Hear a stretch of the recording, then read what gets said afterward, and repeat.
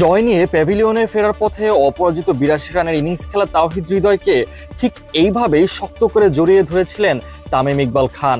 জুনিয়রদের কিভাবে আগলে রাখতে হয় তামিম ইকবাল বেশ ভালো করেই জানেন। এই আসরে দীর্ঘদিন ধরে ব্যাটে রান ছিল না হৃদয়ের, তবে হৃদয়ের উপর ভরসা হারাননি তামিম। হৃদয় নিজে থেকে জানিয়েছেন তামিম তাকে কিভাবে আগলে রেখেছিলেন। এই ব্যাপারটা উল্লেখ করে নিজের ফেসবুক পেজে লিখেছেন, তামিম ইকবাল ভাই, কাউকে বোঝাতে পারবো না আপনি অভিভাবক হিসেবে কতটুকু যথার্থ। এত প্রত্যাশা থাকার পরেও পুরো টিমের সবাই প্রতিনিয়ত আমাকে বুঝিয়েছেন সবই স্বাভাবিক, হৃদয় রানে ফিরবেই। অবশেষে রানে ফিরেছেন হৃদয়। ফাইনালের ঠিক এক ম্যাচ আগেই ৫৬ বলে করেছেন ৮২ রান, হাঁকিয়েছেন ৯টি চার এবং ২টি ছক্কা। সচরাচর তাওহিদ হৃদয়ের কাছ থেকে ভক্তরা যেরকম মাসল পাওয়ার দেখতে চায়, এই আসরে যেন সেভাবে দেখাতে পারছিলেন না তিনি। হৃদয় নিজেও ব্যাপারটা বুঝতে পেরেছিলেন।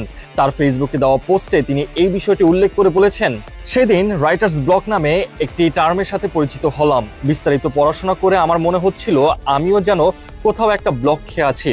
পরিশ্রম করছি নিয়মিত, ধৈর্য ধরেছি, চেষ্টার কমতি নেই, কিন্তু রান হচ্ছিল না। বিশেষ করে গত ২ বিপিএল এর পর আমার কাছে সবার প্রত্যাশা ছিল আকাশচুম্বী। হৃদয় সেই আকাশচুম্বী প্রত্যাশার যেন প্রতিদান দিতে পারছিলেন না। এই নিয়ে বলতে গেলে বেশ হতাশায় ছিলেন তিনি। তবে হৃদয় হতাশ হয়ে পড়লেও তাকে আগলে রাখার জন্য ছিলেন বড় ভাই তামিম ইকবাল খান। তাই তো তামিমের নামটা একটু আলাদাভাবেই নিজের পোস্টে উল্লেখ করেছেন। তবে শুধু তামিম ইকবালই নয়, সাথে পুরো টিমের সবাই তাকে বুঝিয়েছেন যে তিনি রানে ফিরবেন। এই ব্যাপারে হৃদয় বলেছেন, রান না পাওয়ার আক্ষেপ আমার থেকেও বেশি আমার ভক্ত অনুরাগীদের মধ্যে বেশি দেখেছি, তবে তার থেকে বেশি অনুপ্রেরণা দেখেছি আমার আশেপাশে মানুষগুলোর চোখে। তামিম ইকবাল ভাই, কাউকে বোঝাতে পারবো না আপনি অভিভাবক হিসেবে কতটুকু যথার্থ।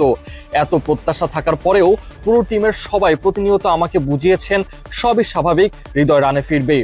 কৃতজ্ঞতা আমার কোচিং স্টাফ, সকল খেলোয়াড়দের প্রতি। ফিজিও বাইজিৎ ভাই, শাহিন ভাই, আপনারা দুজন বিশেষ আমার জন্য।